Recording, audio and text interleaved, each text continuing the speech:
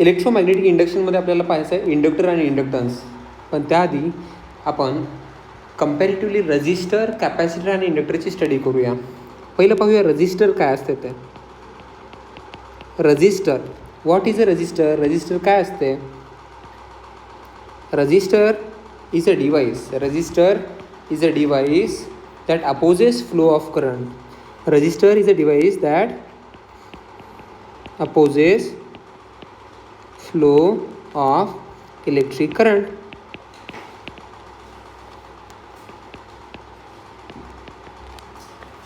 ठीक आहे. रजिस्टरच्या त्या प्रॉपर्टीला रेजिस्टन्स म्हणतात. रजिस्टरच्या त्या प्रॉपर्टीला रेजिस्टन्स म्हणतात. आणि रेजिस्टन्सचं युनिट काय असते? ओहम. रेजिस्टन्सचं युनिट काय असते? ओहम. ठीक आहे. आपल्याला एक गोष्ट माहिती आहे, रजिस्टर इलेक्ट्रिक एनर्जीचं हीट एनर्जीमध्ये कन्वर्जन करते. Register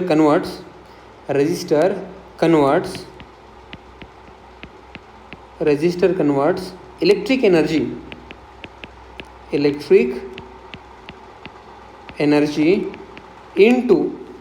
into heat energy. ठीक आहे. आणि आपल्याला माहिती आहे की बनलेली हीट एनर्जी H = VI/T असते.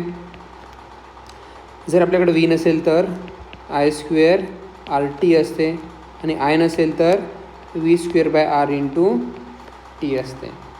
H I² RTला जूल्स लॉ सुद्धा म्हणतात. आपण हे पाहिलं होतं ओहम्स लॉमध्ये, आपण हे पाहिलं होतं की दोन पॉईंटमध्ये जेवढं जास्त पोटेन्शियल डिफरन्स असेल,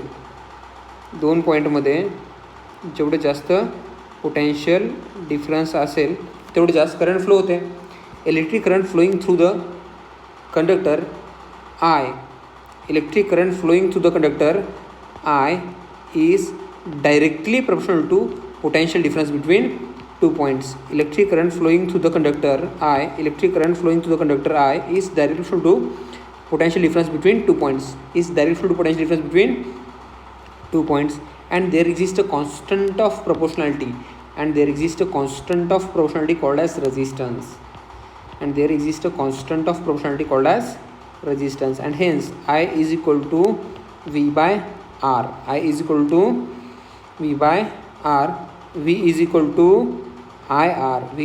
to IR. And finally R is equal to V/I.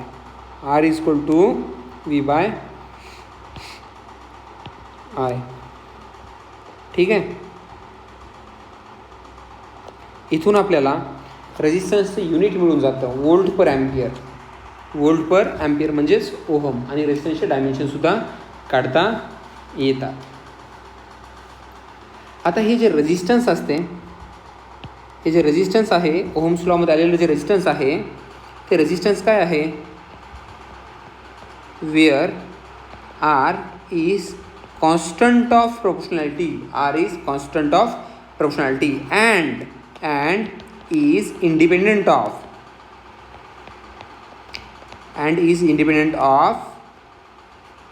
V and I.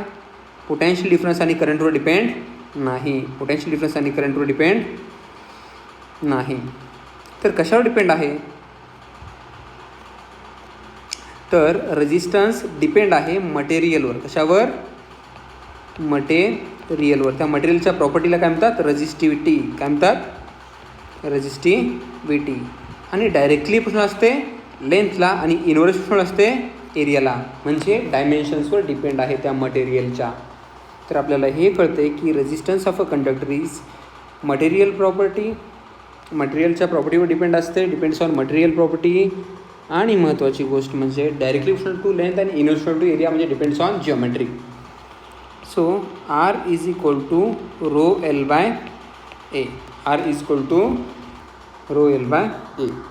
हे चांगल्या प्रकारे आपल्याला रजिस्टर कळाल्यानंतर आपल्याला माहीत झालं होतं कॅपॅसिटर काय असते ते. Capacitor, what is capacitor? Capacitor काय असते?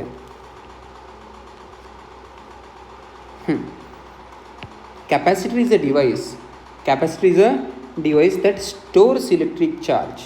Capacitor is a device that stores electric charge. Capacitor is a device that stores electric charge, and this property of capacitor is called as capacitance. Property of capacitor to store electric charge is called as capacitance. आणि कॅपॅसिटन्सचे unit आहे farad. काय आहे? Farad खूप मोठं असतं म्हणून microfarad किंवा मिलीफॅरॅड किंवा नॅनोफॅरॅड हे यूज करतात. आपल्याला माहीत आहे कॅपॅसिटर काय करतं? Stores electric energy. Capacitor stores electric energy. Capacitor stores electric energy. Capacitor stores electric energy. and this energy stored by capacitor काय असते ती? UE. Electric energy stored by capacitor UE is half Q square by C, or माझा favourite formula half CV square किंवा half QV. ठीक आहे. आता याचा जन्म कुठून झाला? याचा जन्म झाला एका सिंपल लॉवरून की जेवढं जास्त पोटेन्शियल डिफरन्स असेल, जेवढं जास्त पोटेन्शियल डिफरन्स असेल तेवढा जास्त चार्ज स्टोअर होतो. जेवढं जास्त पोटेन्शियल डिफरन्स असेल तेवढा जास्त कॅपॅसिटरवर चार्ज स्टोअर होतो. Electric charge stored. Electric charge stored on a capacitor. Electric charge stored on a capacitor is directly proportional to potential difference applied. Electric charge stored on a capacitor is directly proportional to potential difference applied.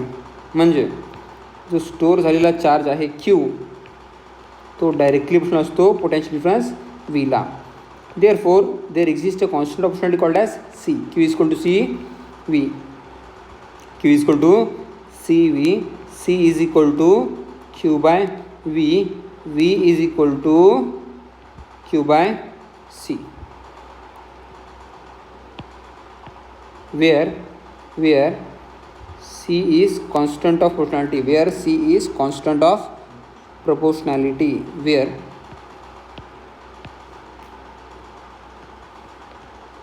Where C is constant of proportionality and is independent of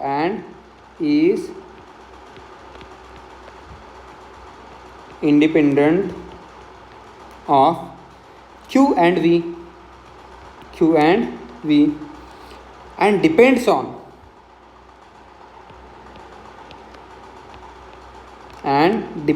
on material.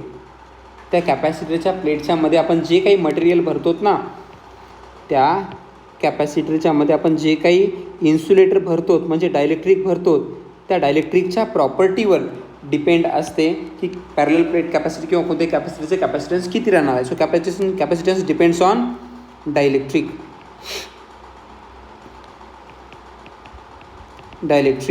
और dielectric constant K multiplied by permittivity of free space K epsilon naught, and depends on capacitance of a capacitor depends on geometry. Capacitance is directly proportional to area of parallel plate capacitor and inversely proportional to gap between two plates. So C means capacitance of a parallel plate capacitor C is equal to A epsilon naught by D. अशा प्रकारे आपल्याला dielectric जर असेल तर K न multiply करायचं. K A epsilon naught by D. K A epsilon naught by D जर dielectric असेल तर डायलेक्ट्रिक कॉन्स्टंट K. कंडक्टरसाठी इन्फायनाईट राहते, स्पेससाठी 1 राहते, वॉटरसाठी 80 राहते आणि अदर इन्सुलेटरसाठी बिटवीन 1 to इन्फिनिटी. आता अशा प्रकारे आपण कॅपॅसिटर आणि रेझिस्टर या दोघांची स्टडी केली. आता एक डिव्हाइस आहे त्याला म्हणतात इंडक्टर. इलेक्ट्रोमॅग्नेटिक इंडक्शन EMI या चॅप्टरमधला एक महत्त्वाचा पॉईंट म्हणजे इंडक्टर. न व्हॉट इज इंडक्टर? इंडक्टर काय असते? इंडक्टर म्हणजे एक सिम्पल सॉलिनॉइड होय. इंडक्टर म्हणजे एक सिम्पल सॉलिनॉइड होय. काय करते इंडक्टर? Inductor opposes. रजिस्टर काय करते? Resistor opposes flow of electric current. तर inductor opposes change in current. Inductor opposes change in electric current. Inductor opposes change in electric current. करंटच्या चेंजला अपोज करते. करंट कमी होत असेल तर त्याला कमी होऊ देत नाही, करंट वाढत असेल तर त्याला वाढू देत नाही. आणि इंडक्टरच्या याच प्रॉपर्टीला इंडक्टन्स एल म्हणतात. The property of inductor that opposes change in current is called as inductance. आणि त्याचं युनिट काय ते? हेनरी. काय ते युनिट त्याचं? हेनरी. समजलं ना? And inductor converts electric energy into magnetic energy, magnetic potential energy. Inductor converts electric energy into magnetic potential energy. Magnetic potential energy. आणि या मॅग्नेटिक एनर्जीचा फॉर्म्युला आहे ½ Li².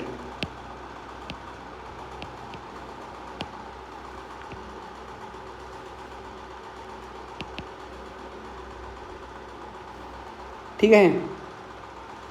आता इथं नियम कसा आहे? इथं नियम असा आहे की आपण त्या इंडक्टरमधून म्हणजे त्या सॉलिनॉइडमधून जेवढं जास्त करंट पाठवतो तिथं दोन कंडिशन्स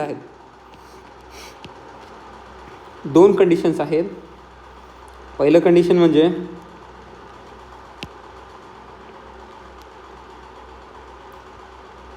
आपण एका सॉलिनॉइडमधून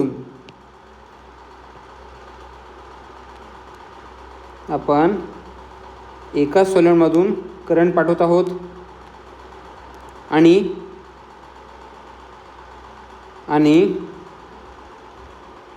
दुसऱ्या सॉलिनॉइडमध्ये मॅग्नेटिक फील्ड लाईन्स चालल्यात. आपण एका सॉलिनॉइडमधून करंट पाठवत आहोत आणि दुसऱ्या सॉलिनॉइडमध्ये मॅग्नेटिक फील्ड लाईन्स चालल्यात.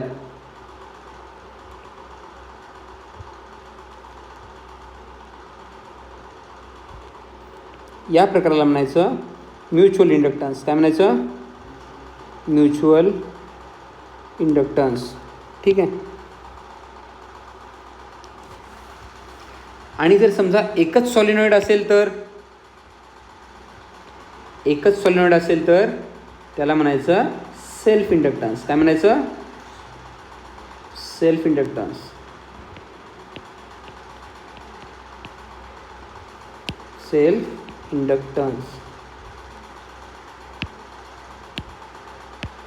त्याच सॉलिनॉइडमधून करंट जाते आणि त्याच सॉलिनॉइडमधून मॅग्नेटिक फील्ड लाईन्स पास होतात.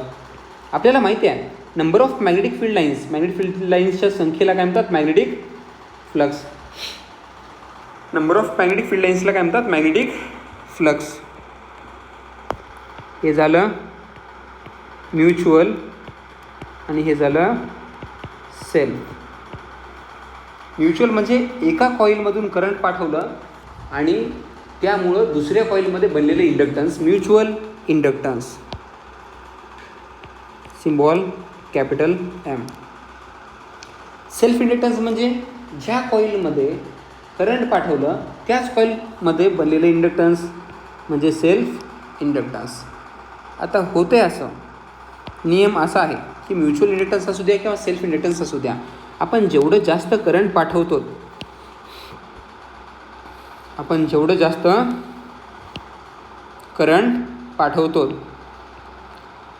तेवढ्या जास्त magnetic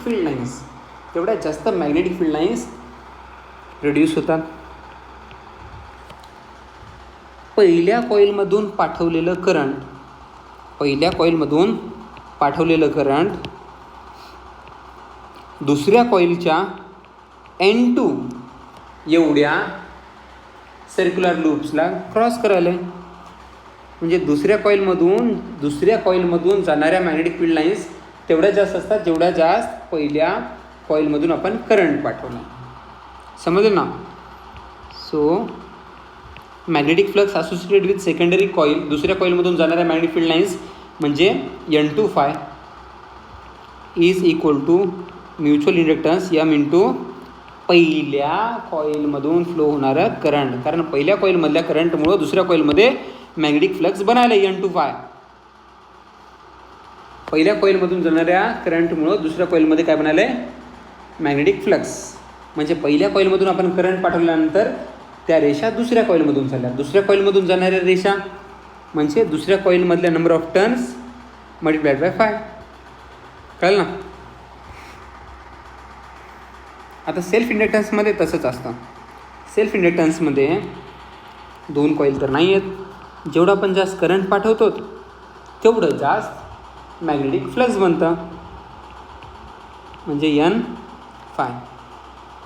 so N phi is equal to काय बनतं, LI. N phi is equal to LI. इथं आपल्याला सांगता येतं where M is constant of proportionality called as mutual inductance. एका कॉईलमुळं दुसऱ्या कॉईलमध्ये बनलेलं इंडक्टन्स. इथं म्हणता येतं wear L is constant of proportionality called as self inductance.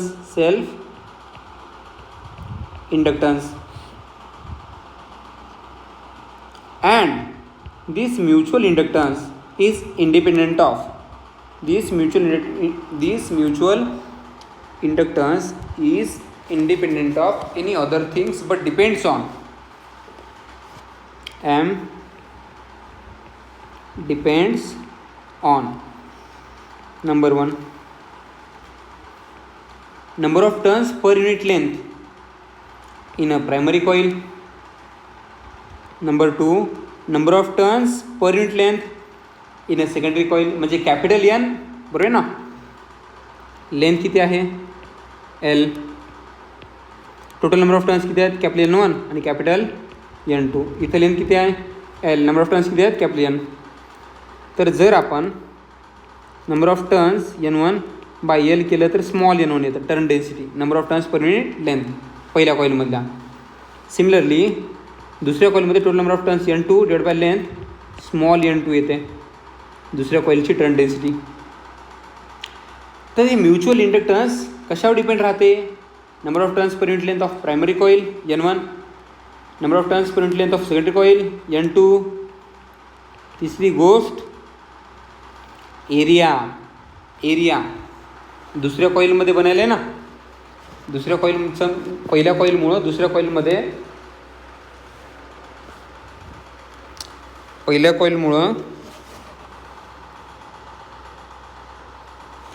कॉईलमुळं दुसऱ्या कॉईलमध्ये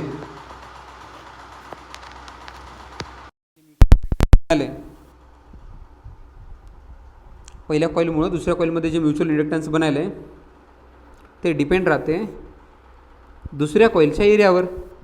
दुसऱ्या कॉईलमध्ये बनायले ना आणि दुसऱ्या कॉईलच्या लेंथवर.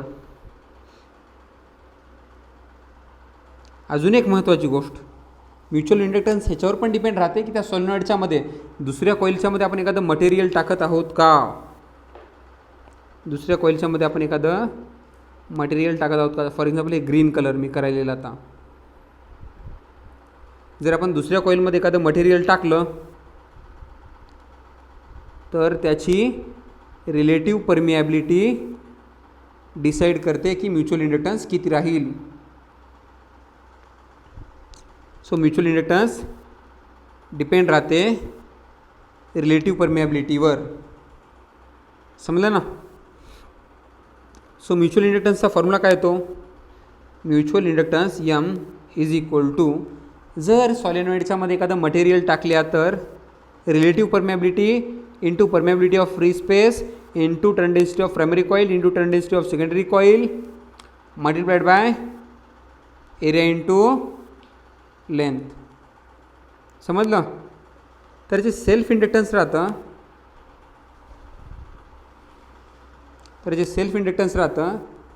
ते सेल्फ इंडक्टन्स डिपेंड्स ऑन एकच कॉईल असल्यामुळं number of turns per unit length, total number of turns divide by total length करायचं, आन्सर येऊन जातं number of turns per unit length, small N, number of turns per unit length. दुसरी गोष्ट depend राहतं एरियावर, पाय R square असतं generally ते. तिसरी गोष्ट डिपेंड राहतं लेंथवर. म्हणजे थोडक्यात रजिस्टर कॅपॅसिटरप्रमाणे इंडक्टरसुद्धा जॉमेट्रीवर डिपेंड राहतं आणि मटेरियलवर सुद्धा डिपेंड राहतं. ज्या प्रकारे आपण सांगतो की रेझिस्टिव्हिटी मटेरियलवर डिपेंड आहे, कॅपॅसिटरच्यामध्ये कोणतं इन्सुलेटर टाकायला म्हणजे कोणतं डायलेक्ट्रिक आहे त्याच्यावरून कॅपॅसिटन्स ठरतं, त्याचप्रकारे इंडक्टन्स याच्यावर ठरतं की त्या सॉलिनॉइडच्यामध्ये आपण कोणतं मटेरियल टाकायला, त्या मटेरियलची रिलेटिव्ह परमिएबिलिटी खूप मॅटर करते. आणि सेल्फ इंडक्टन्सचा फॉर्म्युला येतो एल इज इक्वल टू, जे मटेरियल आपण सॉलिनॉइडमध्ये टाकले ते म्यू आर, जर टाकलं नसेल तर काही प्रॉब्लेम नाही, जस्ट म्यू नॉट लिहा, into small N square into A L. हा एक महत्त्वाची गोष्ट आपल्याला माहिती आहे की दुसऱ्या कॉईलमध्ये बनणारं मॅग्नेटिक फ्लक्स म्हणजे N2 तेवढं जास्त राहते जेवढं जास्त आपण पहिल्या कॉईलमध्ये करंट पाठवायलो. समजलं ना. हे आपण आत्ताच पाहिलं. आणि तिथे एक कॉन्स्टंट ऑफ प्रोपोर्शनॅलिटी पडतं ज्याला काय म्हणतात म्युच्युअल इंडक्टन्स. आता प्रश्न असा आहे की जर आपण पहिल्या प्रायमरी कॉईलमधलं जर करंट थोडंसं चेंज केलं तर दुसऱ्या कॉईलमधल्या मॅग्नेटिक फील्ड लाईन्स चेंज होतात आणि दुसऱ्या कॉईलमधल्या मॅग्नेटिक फील्ड लाईन्स चेंज झाल्यानंतर दुसऱ्या कॉईलमध्ये करंट बनतं. काय बनतं? करंट बनतं. म्हणजे जर आपण पहिल्या कॉईलमधलं करंट चेंज केलं M into D I one by D T, तर काय होतं दुसऱ्या कॉईलमधल्या मॅग्नेटिक फील्ड लाईन्स चेंज होतात म्हणजे D by D T of N2 होतं. आपल्याला माहीत आहे change in magnetic flux per unit time is called as induced EMF. पहिल्या कॉईलमधलं करंट जर चेंज केलं आपण तर दुसऱ्या कॉईलमध्ये EMF बनतं. काय म्हणतं? EMF. आणि ते EMF किती राहतं? म्युच्युअल इंडक्टन्स यम इंटू पहिल्या कॉईलमध्ये चेंज झालेल्या करंट एवढं. फक्त इथं एक लक्षात ठेवा मायनस साईन येतं कारण लेन्सनं सांगितलं आहे बनणारे EMF चेंज होणाऱ्या करंटला अपोज करते. हेच प्रॉपर्टी आहे इंडक्टरची की एका कॉईलमध्ये जर करंट चेंज झालं तर दुसऱ्या कॉईलमध्ये एवढं EMF बनतं की ते EMF पहिल्या कॉईलच्या चेंज होणाऱ्या करंटला अपोज करतं. म्हणजे पहिल्या कॉईलमध्ये करंट कमी होत असेल तर त्याला वाढवतं किंवा वाढत असेल तर त्याला कमी करतं आणि स्टेबल ठेवतं. सो इंडक्टर हे डिव्हाइस असं आहे जे करंटच्या चेंजला अपोज करतं. जर सेल्फ इंडक्टन्सबद्दल पाहायचं असेल तर सेम आहे. Magnetic flux associated with coil, एकच कॉईल आहे ना इथं, त्याच कॉईल. ओके, या आपल्याला काय करता येतं या कॉईलमधून सुद्धा एक मटेरियल टाकता येतं ज्याची रिलेटिव्ह परमिएबिलिटी किती असेल म्यू आर. किती असेल? Mu R.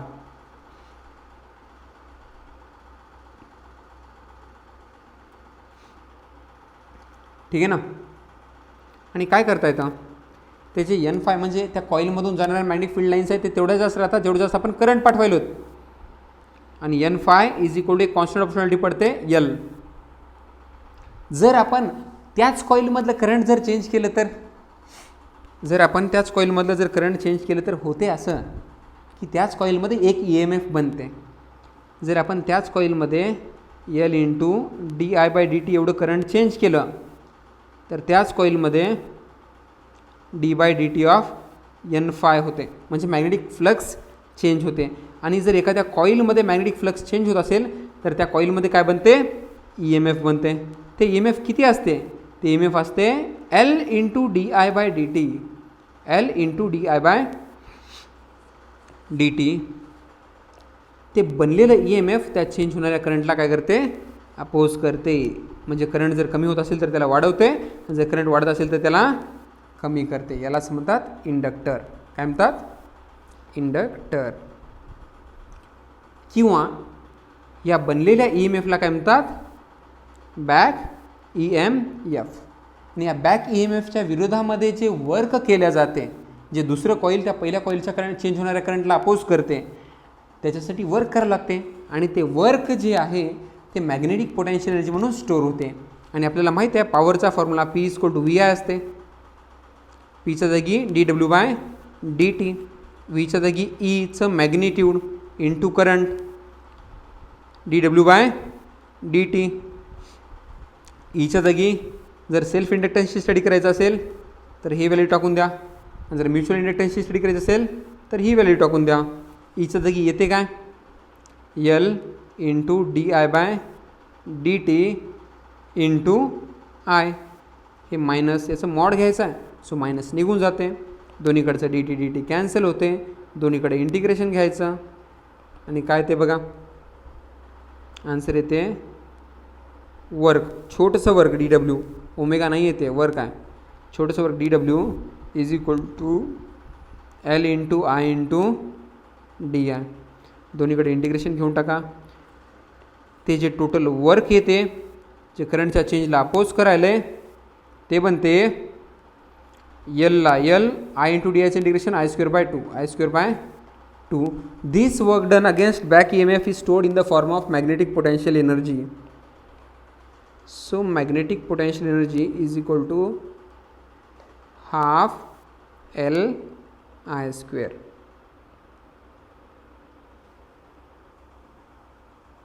This is all about inductor and its property called as inductance.